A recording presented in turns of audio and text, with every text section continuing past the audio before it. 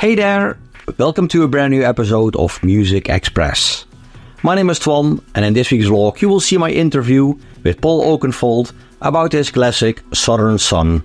But before we start with the interview, please make sure to subscribe to my channel, and very important, also make sure to click the bell button, because then you will get a notification the next time a new vlog is online.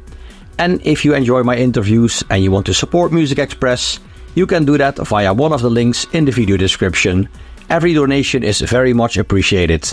And thanks to your donations, I will be able to keep recording more interviews. Alright, here it is, the story behind Southern Sun, my interview with Paul Oakenfold. Enjoy! Paul Oakenfold is for sure one of the most well-known DJs in the world of dance music. During his impressive career, he played all over the world in the most well-known clubs and at the biggest festivals. He was voted twice as the world's #1 DJ in the DJ Mag Top 100. Plus, he was one of the first DJs to play in Ibiza. And not only that, he did DJ at iconic places such as Stonehenge, the Mount Everest Base Camp, and the Great Wall of China, to name a few. Paul Oakenfold is not only a DJ, he is also active as a producer. He already worked together with people such as Pharrell Williams, Nelly Furtado, Ferry Corsten, Infected Mushroom, Markus Schulz, Shifty Shellshock, Tiff Lacey, Jem Elmar, and lots of others. He also made music for movies such as Swordfish, Planet of the Apes, and the Bourne Identity. And last but not least, Paul Oakenfold has remixed a massive amount of artists and acts. For example, he did remixes for people such as U2, Madonna, the Rolling Stones, Michael Jackson, Britney Spears, Underworld, Moby, Justin Timberlake, Elvis Presley, The Cure, Muse, Massive Attack, and lots of others. For this week's vlog, I sat down with Paul Oakenfold to ask him about the story behind the beautiful Southern Sun, a track for which he did work together with singer-songwriter Carla Werner. My first question to Paul was around what age he started to listen to music. Well, first of all, thank you. Looking forward to it. Yeah, let's jump into it. So the first time I was listening to music, very good question, and here's why. My father was a musician and was in a skiffle band, skiffle band, and as I was growing up, 3, 4, 5, that's when my dad would practice with his fellow members at a house. So I was listening to music without even knowing I was listening to music, if that makes sense. Yeah. Because there was music always on. Yeah. My parents are working class, so the radio would always be on. So I always wondered, many years later, how I knew the lyrics and the songs to Beatles and Elvis Presley. And I remember speaking to my mum, I'm like, I know these songs. She was like, yeah, because they was always on when you was a tiny little boy growing up. So that's really when I started to listen to music, and I didn't even know I was listening to it. Yeah. So 5, 6, 7, I don't know, round about that period. Very early. So how old were you when you started with DJing? So then I was, because of my father, I started to learn the piano, and I picked up the guitar. Not very good, probably a little bit better at piano than guitar, and wanted, as you do, to follow your father's footsteps. So I was in a band called Movement. Terrible band. I mean, let's be honest. It's difficult to be in a band, and here's why. You're relying on other people all the time. Who's going to write the songs? You know, where's the melody come from? You know, have you got a great front man? Do you other three want to practice every single day? You know, and I had that work ethic in me from watching my mum and dad. My mum had 2 jobs. My dad I suppose had two jobs. He'd earn a little bit of money from his band, so it didn't work out. And to directly answer that question, that led to DJing. Yeah. Because the band didn't work. I still wanted to express myself through music. I loved music. I played music, and at the time I was like, well, maybe this is where I can go, and it was a hobby. Yeah. You don't make no money out of it. Mm-hmm. It's just a love of the music. Yeah. So I would say I was 18, I was 16 when I left school, 18 probably. Oh, that was a good decision to start DJing. Thank you. So when did you start with producing music? Well, producing music, excuse me, came after. I'm a fully qualified chef. So when I left school at 16, I spent 4 years studying cooking, going to cookery school 1 day a week for 4 years, and then cooking 5 days a week. I worked literally 6 days a week from 16 to 20. Mm-hmm. It was fucking hard, man. Really was. I started work at 10 in the morning and ended at 11 at night, right? With 2 hours off in between. And every Friday and Saturday, my friends would go out, I'd be working. The one day I'd have off was Sunday, and everyone was asleep. And I was like, so by the time I was 20, I was like, I've got to try music. And then I was speaking to my dad, and we had a little conversation about it, and he started to teach me, and then I went back to playing the piano. And so probably 20, I started to ease into production. Yeah. Do you still recall your very first ever release? It's terrible. Yeah. My first release was by the project club called Amnesia. Oh, I think it has a real cool cover, right? Is it that one? Yeah, it's a white cover. Yeah. I listened to it. At a time, it was an achievement. Mm-hmm. You know, a big achievement as a 20-year-old kid. Yeah, you have to start somewhere. To have a record out. I was like, whoa, man, I got my own record out. Yeah. You know. How cool. And then it grew from there. Yeah. So yeah, for this vlog, we're going to talk about Southern Sun, which is one of the many classics you did during the years. First things first, was there anything that did inspire you when you started to work on Southern Sun? Yeah, New Orleans. I was in New Orleans doing a show, and New Orleans is a strange but wonderful place. For instance, all the graves are above land rather than under the ground because of the surroundings with water, right, with the rivers. And it's beautiful. It's a really beautiful city, but it has its dangerous edges. And I always remember the Southern Sun. The sun was rising, the sun was setting, and I was in New Orleans at that time, and inspiration came out of that moment. And when I sat down with Carla, the singer, that was kind of the brief. And what a great vocal. And Steve Osborne played the keyboard. Guitar. He played the guitar on that. Yeah, because you just told us that your guitar playing is not that good. He played, exactly. He played the guitar on that, and it just came together. Yeah. So how did you get to meet with Carla? Recommended through a mutual friend. Yeah. So that was probably also the first time you guys met? Yeah. At that time, I was recording my album Bunker, and I grew up in England, London. You grow up listening to Radio 1. That, at the time, was where you heard all the new music. Mm-hmm. So I was inspired by song. Yeah. And I wanted my album to represent me in a modern new way. And what I mean by that was not just dance music. Yeah. So Ready Steady Go is on a dance track. Mm-hmm. Starry Eye Surprise was built around a hip-hop loop. Yeah. The Hunter S. Thompson it is a gonzo journalist from America who was on the Nixon trial and hung out with Hell's Angels. Mm-hmm. That album is very collective, but the thread is song. Yeah. And Carla Warren I wanted to feature new singers and established names, and Carla was new. Yeah. So, because you already said like the album, I think around that time everybody knew you because of your trance music. So were you a bit worried about the reactions of the album and the tracks? Because it was not like trance?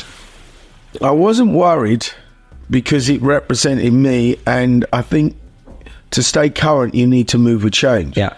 You may not like change. Of course, not everyone likes where we're going with change in this world.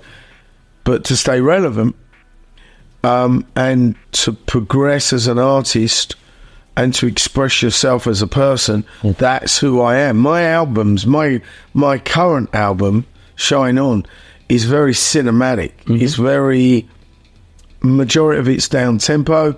It's the arrangement and the song structure's there, but it's very cinematic. Yeah. It's not club.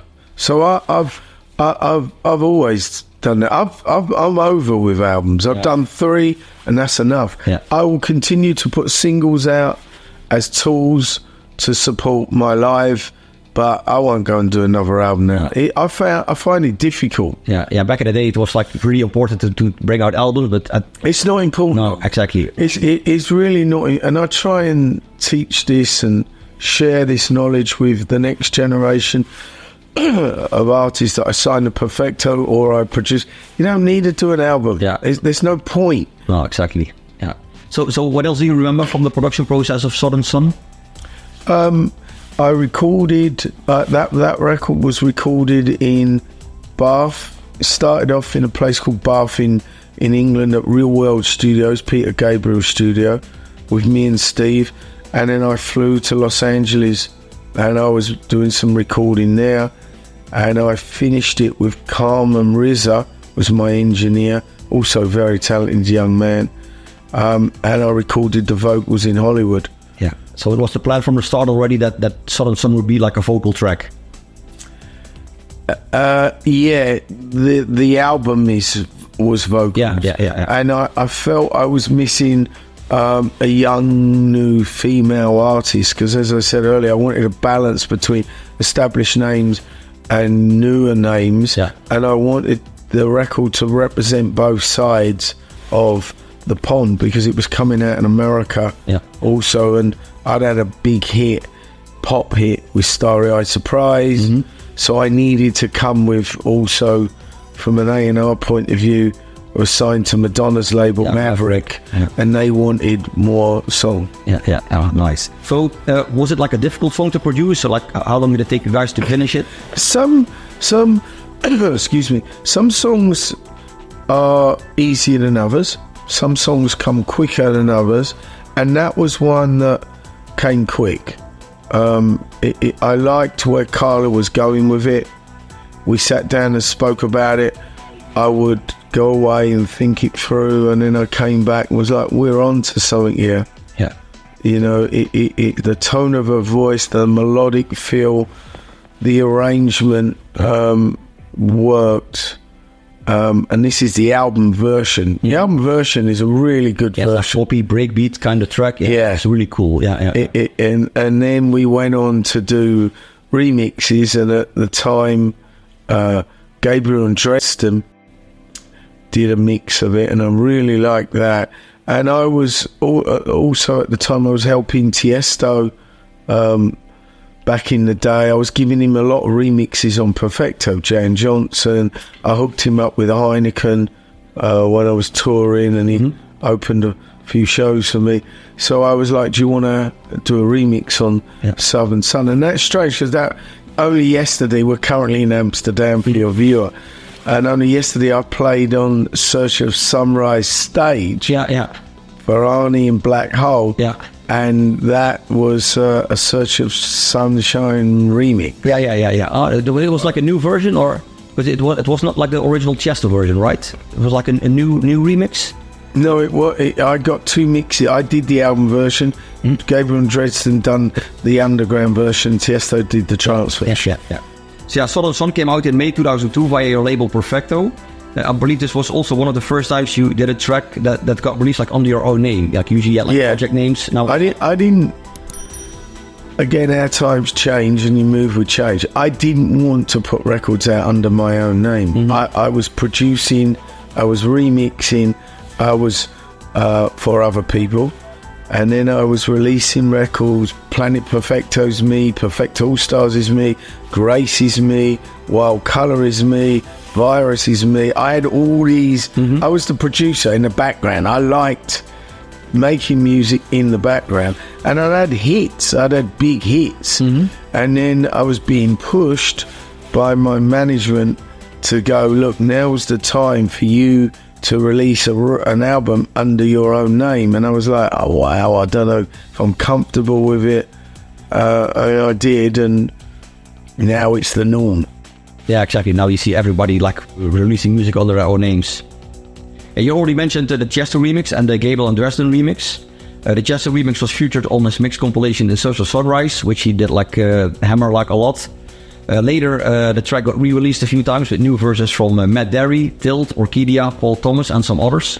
So, what is your favorite version? So what? That record just never goes away. Constantly, people are calling me and saying, "Can we remix this?" And Markus Schulz done a remix. At least that's the latest remix. And I'm like, we need to just leave that record alone. But now Anukas, who are the young hot producers out of Argentina, South America, have done a version that sits with the current progressive techno sound. So it's being remixed in every new genre, which I'm not controlling that. It's no longer. My catalogue was bought by New State Recordings, so New State are remixing some of my classics. I think recently, because you also used to have the Perfecto was at Black Hole, but now it's going to Armada, I think.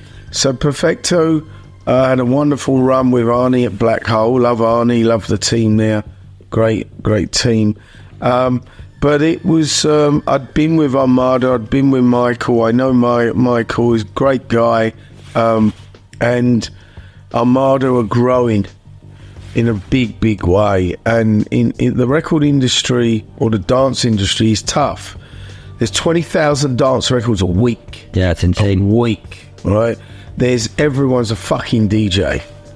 And my mum's a DJ now, you know, I mean, it's, and why is that, you know, I mean, because the generation of today don't really want to pick up an instrument and learn. They want instant stardom, and technology's made it that way. It's plug and go, pre-record set, boom, boom, boom. That's how it works. Now, I'm not here to judge it, I'm just explaining how it works, right?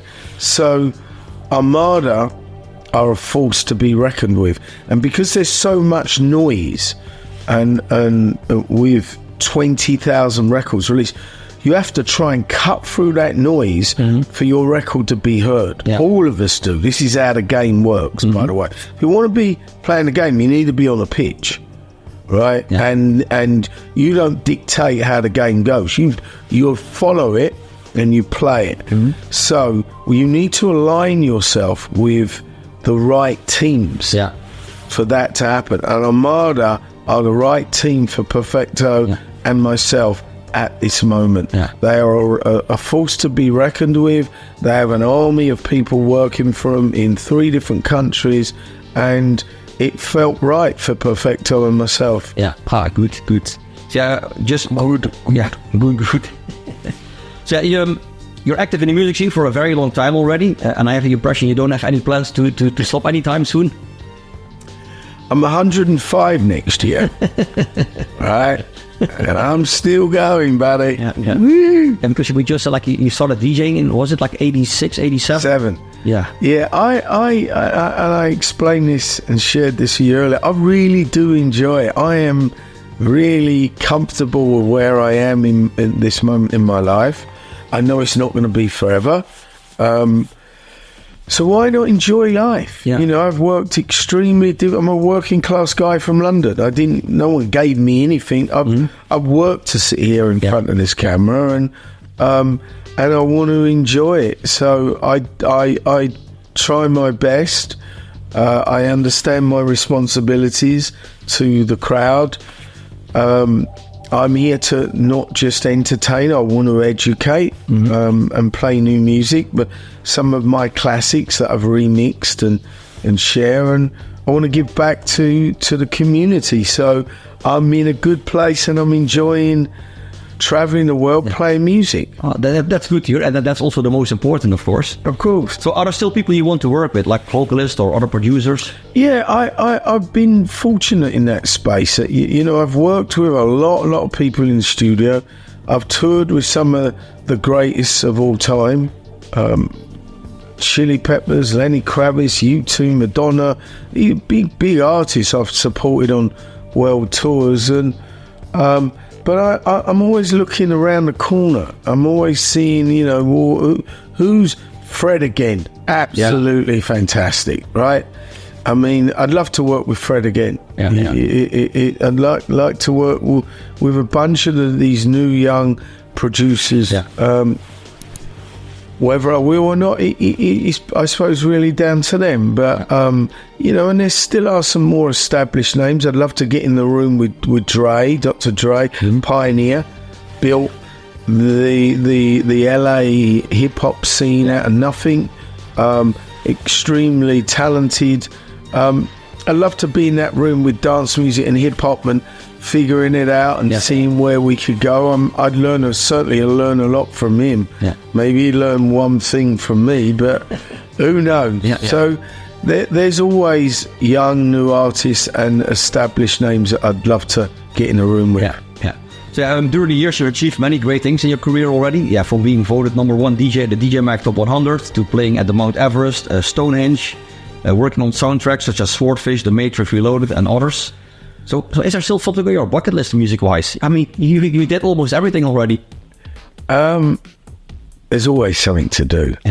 You know, it depends what that is. And I have a couple of places that I'd like to go. It's extremely difficult to play outside of our world, our lane.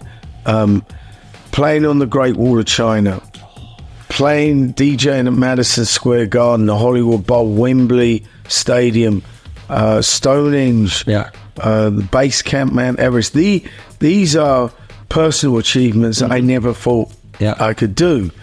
So, and they take a long time and a lot of money to pull off.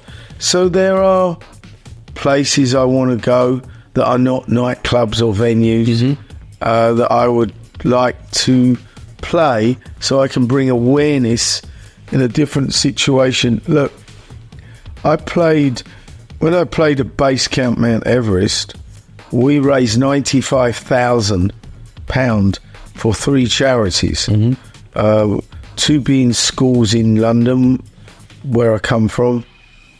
Music schools were shut down, and being dyslexic, I got here through music, so I want to give money to those schools to stay alive, and respecting the locals who live on Mount Everest. It's a national park, so we gave a lot of money to children to help. But that took 3 years to get permission for a bunch of like-minded people who've never slept in a sleeping bag, never climbed a bloody mountain, and we made a movie out of it. It's on Amazon, and you see the struggles and hardships, but we didn't even know if the sound system would work. But that's also a good one. It was the adventure of getting there and doing it that it is what I really enjoy. So I do have a few spots. The moon. Never say never. The moon. So what kind of music do you listen to in your spare time? I listen to a lot of score because I've worked in that space. I've wrote a lot of music for films and games, and I have an album coming out. I say an album coming out.